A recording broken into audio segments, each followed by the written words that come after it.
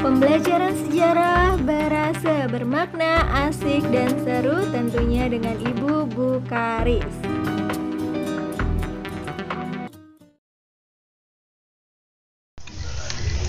Bismillahirrohmanirrohim. Assalamualaikum warahmatullahi wabarakatuh. Puji dan syukur mari kita panjatkan kehadirat Allah Subhanahu wa Ta'ala, karena berkat rahmat dan karunia-Nya kita masih bisa melaksanakan pembelajaran sejarah secara online. Baik anak-anakku, bertemu lagi nih dengan Ibu Bukaris di pembelajaran sejarah. Gimana kabar kalian hari ini? Semoga kalian selalu dalam keadaan sehat. Anak-anakku, hari ini kita masuk ke bab baru, bab 6, mengenai dampak penjajahan bangsa Eropa, lahirnya pergerakan nasional, dan peristiwa Sumpah Pemuda. Materi ini masih berkaitan sebenarnya dengan materi bab 5 minggu lalu. Sudah siap belum anak-anak belajar sejarah? Masih semangat? Harus dong, harus tetap semangat meskipun belajarnya dari rumah. Simaklah penjelasan dari Ibu.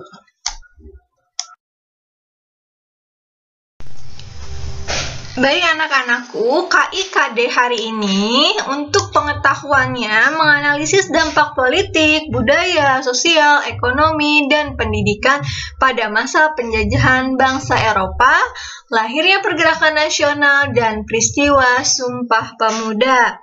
Untuk keterampilannya menalar dampak politik, budaya, sosial, ekonomi, dan pendidikan pada masa penjajahan bangsa Eropa, lahirnya pergerakan nasional, dan peristiwa Sumpah Pemuda. Tujuan pembelajaran hari ini yang pertama, menganalisis dampak diterapkannya politik etis oleh pemerintah Hindia Belanda di bidang sosial, politik, dan pendidikan. Yang kedua, menganalisis strategi perjuangan bangsa Indonesia melawan kolonialisme Barat sebelum dan sesudah abad ke-20. Yang ketiga, menganalisis bentuk-bentuk perjuangan organisasi pergerakan kebangsaan berbasis politik, agama, dan pendidikan. Yang keempat, mengkorelasikan peristiwa Sumpah Pemuda dengan tujuan pergerakan nasional. Yang terakhir, menganalisis bentuk-bentuk perjuangan bangsa Indonesia di parlemen atau dikenal dengan Volksraad.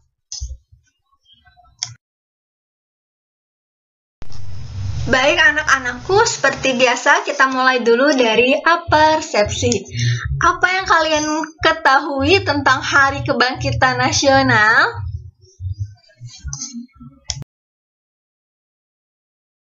Baik anak-anakku, kita mulai dulu dari peta konsep yang akan kita bahas hari ini. Yang pertama dimulai dari politik etis, kemudian perbedaan perjuangan sebelum dan sesudah tahun 1908, pergerakan nasional, berbagai organisasi pergerakan nasional, Sumpah Pemuda, perjuangan melalui Volksraad. Perjuangan melalui Volksraad ini dilatar belakangi oleh kebijakan desentralisasi seiring dengan penerapan politik etis. Baik anak-anak, kita lanjutkan. Penerapan politik etis. Tahukah Anda bagaimana latar belakang lahirnya politik etis? Coba kalian amati gambar ini, karena antar gambar ini saling memiliki keterkaitan yang akhirnya nanti melahirkan politik etis. Gambar yang pertama menjelaskan kondisi ilustrasi saat tanam paksa, kemudian di gambar kedua ada karikatur nih menunjukkan adanya penindasan kepada kaum pribumi. Dan terakhir lahirlah politik etis. Maksudnya gimana, Bu?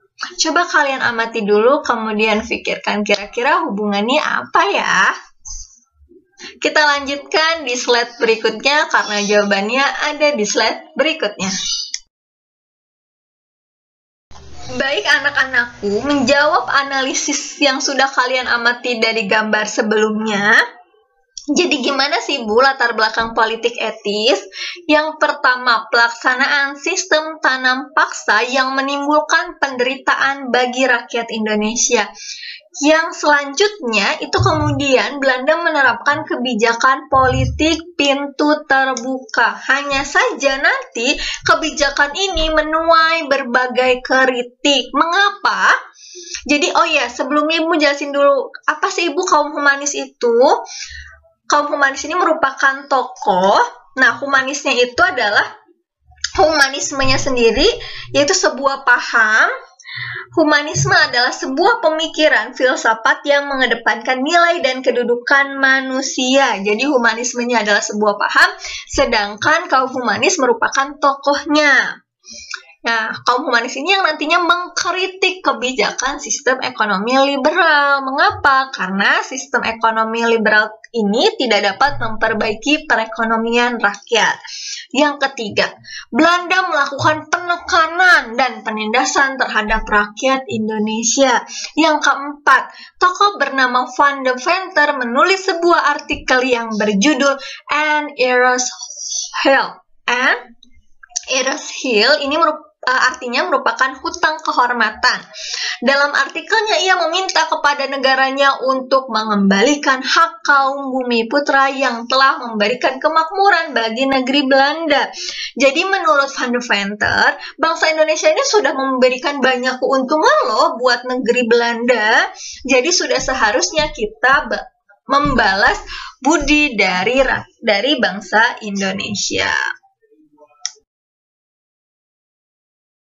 Baik anak-anak, melanjutkan dari slide sebelumnya mengenai latar belakang. Yang kelima, Van de Venter kemudian mengusulkan 3 landasan keinginannya untuk Indonesia yang disebut dengan Trias Van de Venter. Trias artinya 3, Van de Venter ini merupakan tokohnya. Meliputi irigasi atau pengairan, yaitu membangun dan memperbaiki pengairan dan bendungan untuk keperluan pertanian. Kemudian migrasi, yaitu mengajak rakyat untuk bertransmigrasi atau melakukan perpindahan sehingga terjadi keseimbangan jumlah penduduk. Dan edukasi atau pendidikan, menyelenggarakan pendidikan dengan memperluas bidang pengajaran dan pendidikan. Di sini ada gambar tokoh Van de Venter, ada ilustrasi irigasi, ada ilustrasi migrasi, dan juga ada gambar edukasi.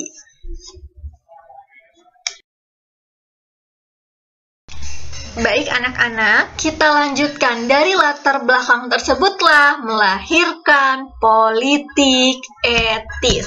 Apa sih Bu itu politik etis? Politik etis dikenal juga dengan sebutan politik balas budi.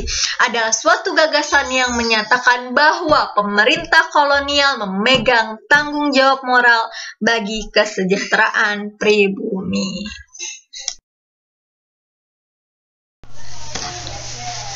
Baik anak-anakku, kita lanjutkan dampak diterapkannya politik etis. Yang pertama, pembangunan yang berkembang pesat, misalnya dalam bidang infrastruktur transportasi, sehingga memudahkan perpindahan satu daerah ke daerah lainnya. Yang kedua, dalam infrastruktur pertanian ditandai dengan dibangunnya bendungan yang membuat pengairan menjadi lebih lancar dan terjamin. Yang ketiga, didirikannya sekolah yang berkembang dengan sangat baik mulai dari tingkatan dasar sampai sekolah khusus. Ada untuk khusus bagi guru dan juga ada juga sekolah dokter yang disebut juga sekolah Stovia. Jadi kenapa saat ini di Indonesia bisa berdiri sekolah-sekolah itu merupakan dampak dari adanya politik etis. Hanya saja sekolah yang didirikan Belanda ini ada perbedaan antara sekolah untuk bangsa Eropa dan sekolah untuk pribumi. Nah, keuntungan pendidikan juga bagi Belanda adalah nantinya orang-orangnya dipekerjakan untuk Belanda tetapi digaji dengan kecil. Yang keempat, munculnya para golongan terpelajar dan cendekiawan yang nantinya mempelopori didirikannya organisasi-organisasi modern. Baik anak-anak, jadi perbedaan perjuangan sebelum dan sesudah tahun 1908. Kalau sebelum tahun 1908, ini dipimpin oleh raja atau bangsawan dan tokoh agama. Yang kedua, masih bersifat kedaerahan. Yang ketiga, perjuangan dilakukan secara fisik atau menggunakan senjata. Yang keempat, terfokus pada pemimpin yang karismatik. Jadi ketika pemimpinnya meninggal, ya maka berakhir juga lah perjuangannya karena terfokus pada pemimpin yang karismatik. Yang kelima, bersifat reaktif dan spontan. Kemudian setelah tahun 1908 ini mengalami perbedaan di mana dipimpin dan digerakkan oleh kaum terpelajar. Yang kedua, bersifat nasional dan telah ada kerjasama antar daerah. Yang ketiga, diplomasi dengan menggunakan cara-cara modern, yaitu mendirikan organisasi-organisasi. Yang keempat, memiliki organisasi yang memungkinkan adanya kaderisasi. Jadi, kalau misalkan adanya kaderisasi ini, ketika ketuanya atau pendirinya sudah tidak ada, apakah organisasinya ikut bubar? Tidak, tetapi ada penerusnya. Contohnya saja di OSIS. OSIS kan memiliki ketua OSIS. Apakah ketika ketua OSISnya lengser atau beres dari tugasnya, apakah organisasi OSISnya ikut berakhir? Tidak, tapi digantikan oleh generasi selanjutnya atau ketua selanjutnya karena sudah melalui proses kaderisasi. Dalam proses kaderisasi ini ada berupa pelatihan-pelatihan. Yang keempat, memiliki visi dan misi yang jelas, yaitu Indonesia Merdeka. Dari tabel ini dapat kita simpulkan bahwa bangsa Indonesia menyadari bahwa perjuangan sebelum tahun 1908 yang mengandalkan kekuatan fisik, yaitu menggunakan senjata saja belumlah cukup. Oleh karena itu, perjuangan sesudah tahun 1908 dilakukan melalui organisasi-organisasi modern dan terorganisasi. Perjuangan secara terorganisasi dipelopori oleh organisasi Budi Utomo yang didirikan pada tanggal 20 Mei 1908. Baik anak-anakku, kita masuk ke latar belakang lahirnya pergerakan nasional. Sebelum ke latar belakang, Ibu mau jelasin dulu pengertian pergerakan nasional. Jadi, pergerakan nasional adalah salah satu bentuk perjuangan bangsa Indonesia yang menggunakan organisasi modern sebagai alat perjuangan dalam menghadapi penjajahan. Baik anak-anak, faktor internal dan eksternal lahirnya pergerakan nasional di Indonesia. Untuk faktor internalnya, yang pertama politik etis. Mengapa politik etis ini menjadi faktor yang muncul dari dalam? Karena politik etis ini nantinya kan melahirkan pendidikan yang memunculkan kaum terpelajar. Nah, kaum terpelajar inilah yang nantinya mempelopori berdirinya suatu organisasi-organisasi modern. Yang kedua, adanya penjajahan yang mengakibatkan penderitaan rakyat. Yang ketiga, munculnya kaum intelektual atau kaum pelajar yang menjadi pemimpin pergerakan nasional. Faktor eksternal 1, kemenangan Jepang atas Rusia tahun 1905. Mengapa ini menjadi faktor yang datang dari luar dan mempengaruhi pergerakan nasional di Indonesia? Karena kemenangan Jepang ini mencatat sejarah bahwa untuk pertama kalinya selama berabad-abad, sebuah kekuatan Asia dapat mengalahkan kekuatan Eropa. Kemenangan Jepang ini tentunya menginspirasi kebangkitan nasional di Indonesia. Yang kedua, munculnya paham-paham baru di Eropa dan Amerika yang masuk ke Indonesia seperti liberalisme, demokrasi, sosialisme, dan nasionalisme. Makanya nanti dalam pergerakan nasional ini muncullah benih-benih nasionalisme. Yang ketiga, kebangkitan nasional di Asia. Misalnya ada Gandhisme dan adanya gerakan Turki Muda di Turki. Baik anak-anak, kita masuk ke bentuk perjuangan organisasi pergerakan kebangsaan. Baik anak-anakku, kita masuk ke organisasi awal perkembangan, di mana organisasi pertama yang didirikan adalah Budi Utomo yang didirikan pada tanggal 20 Mei 1908. Kalian perlu ketahui pada tanggal 20 Mei 1908 juga diperingati dengan hari apa coba? Hari Kebangkitan Nasional, betul sekali. Mengapa Hari Kebangkitan Nasional terkait dengan Budi Utomo? Mengingat peringatan Hari Kebangkitan Nasional pada 20 Mei diambil dari tanggal lahirnya organisasi Budi Utomo, di mana berdirinya organisasi Budi Utomo menandai kebangkitan nasional Indonesia di sini. Sejak tahun 1908 itulah sejarah Indonesia memasuki babak baru, yaitu masa pergerakan nasional. Pergerakan nasional inilah nantinya membangkitkan rasa semangat persatuan, kesatuan, dan nasionalisme serta kesadaran untuk memperjuangkan kemerdekaan Republik Indonesia. Nah, Budi Utomo ini didirikan atas inisiatif dari Dr. Wahidin Sudirohusodo yang kemudian disambut oleh Sutomo dan rekan-rekannya. Tujuan dari organisasi ini adalah untuk mengembangkan pendidikan dan kebudayaan serta melakukan usaha peningkatan perekonomian.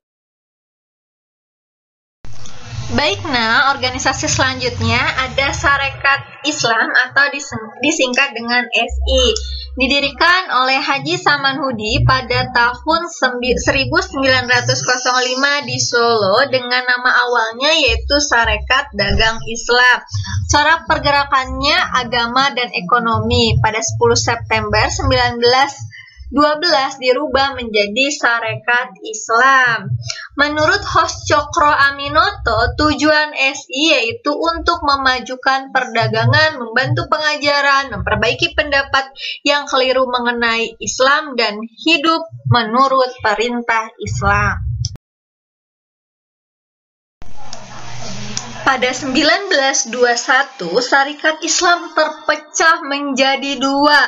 Ada SI Putih dipimpin oleh Hos Cokro Aminoto berhaluan Islam, dan SI Merah yang berhaluan komunis dipimpin oleh Semaun dan Darsono yang kemudian mendirikan PKI atau Partai Komunis Indonesia. Kemudian SI berganti menjadi Partai Sarekat Islam disingkat dengan PSI Indonesia dengan ketuanya Haji Agus Salim.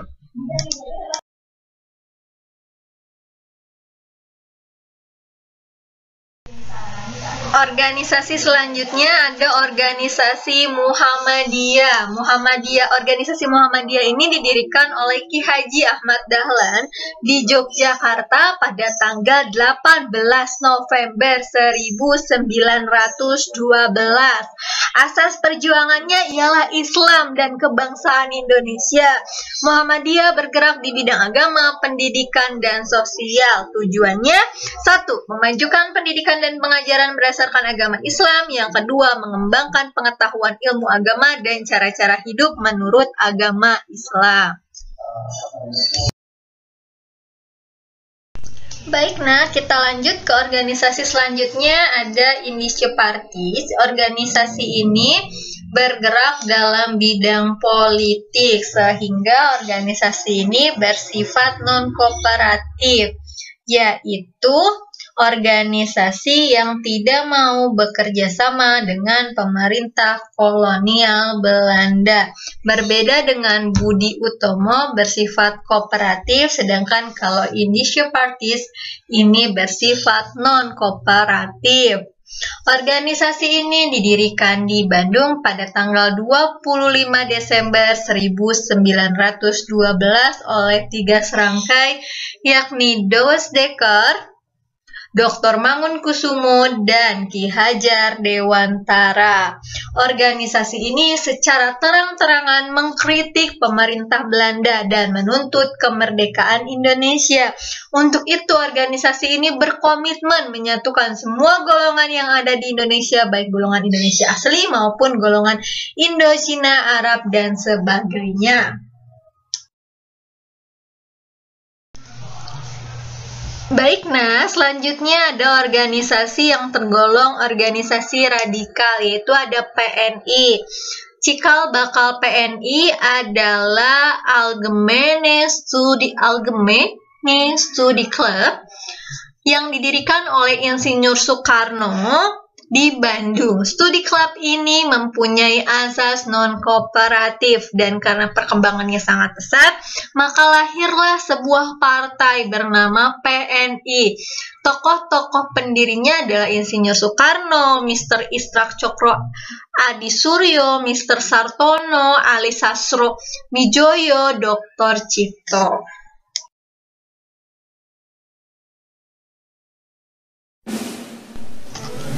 Baik, nah kita masuk ke peristiwa lahirnya Sumpah Pemuda.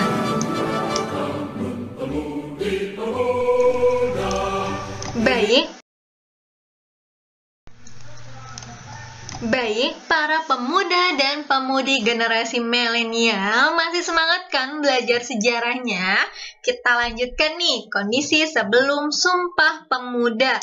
Di tahun 1927 bisa dikatakan sebagai tahun represif pemerintah Hindia Belanda. Apa sih Bu itu represif? Represif berdasarkan Kamus Bahasa Indonesia yaitu menekan, menahan, atau bahkan menindas. Yaitu diantaranya yang dilakukan oleh pemerintah Hindia Belanda, Muhammad Hatta dan Cipto Mangunkusumo dijebloskan ke penjara. Syarikat Islam dipersulit dalam menjalankan organisasinya.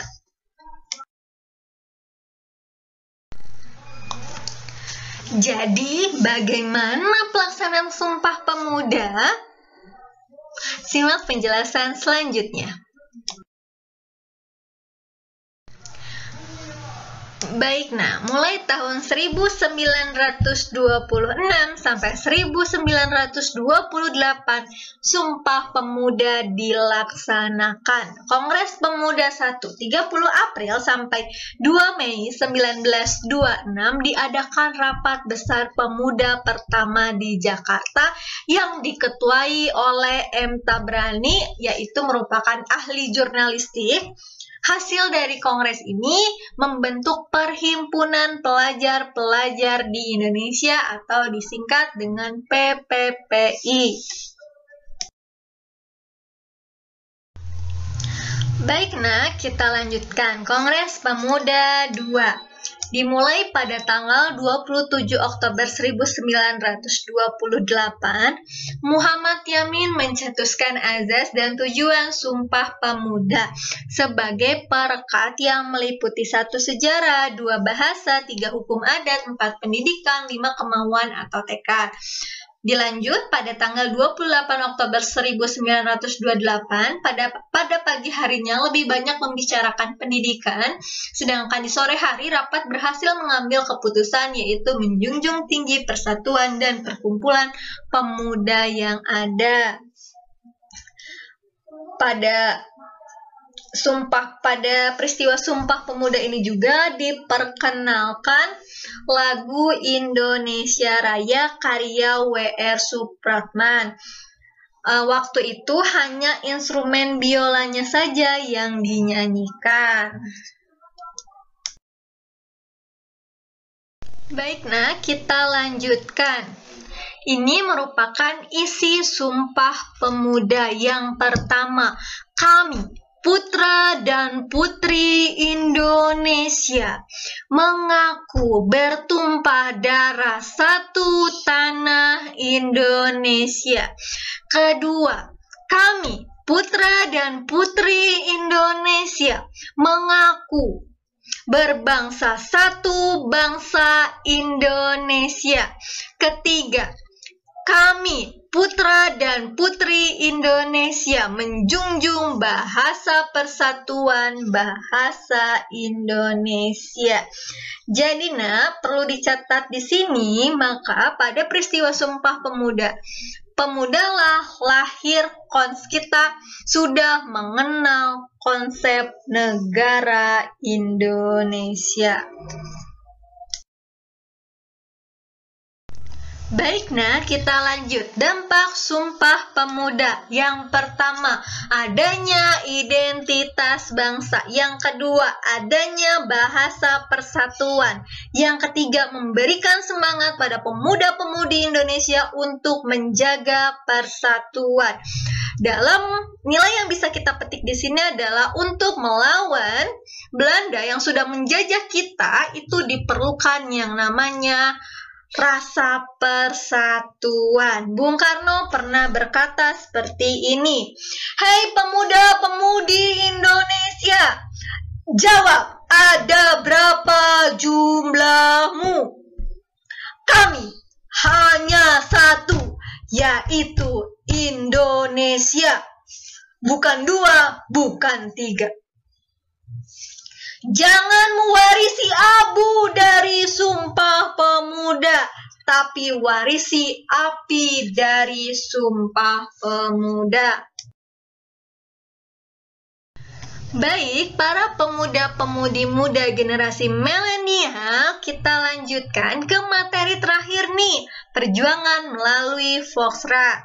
Perjuangan pergerakan melalui Volksraad sendiri atau Dewan Rakyat Pergerakan Nasional ini melalui lembaga bentukan Belanda. Berbeda dengan organisasi-organisasi sebelumnya. Mengapa dibentuk? Karena kebijakan desentralisasi seiring dengan penerapan politik etis. Baik, nah kita lanjutkan. Kemudian dibentuk Fraksi Nasional di Jakarta yang diketuai oleh M. Husni Tamrin. Tujuannya menjamin kemerdekaan Indonesia dalam waktu sesingkat-singkatnya.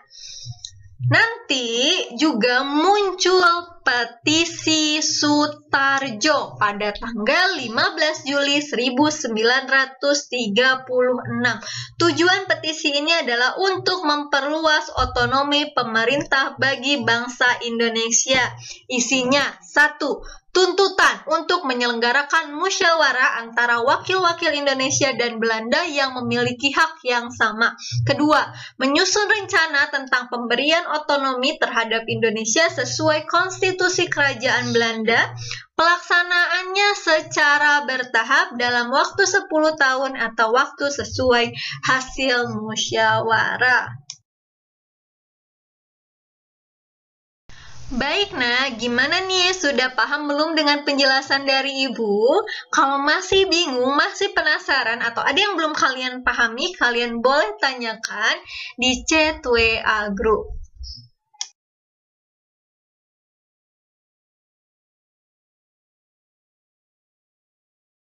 Baik, nah untuk sumber belajar yang bisa kalian gunakan, sumber utamanya dari modul yang sudah Ibu bagikan, yaitu modul bab 6. Sumber tambahannya kalian bisa mencari di internet atau buku-buku lainnya. Baik, nah akhirnya pembelajaran Ibu telah selesai. Kita akhiri dengan hamdalah. Alhamdulillah. Terima kasih untuk hari ini. Dijaga selalu kesehatannya, dijaga ibadahnya, budayakan selalu membaca buku. Sampai ketemu di minggu depan. See you next time. Don't forget to be happy. Wassalamualaikum warahmatullahi wabarakatuh.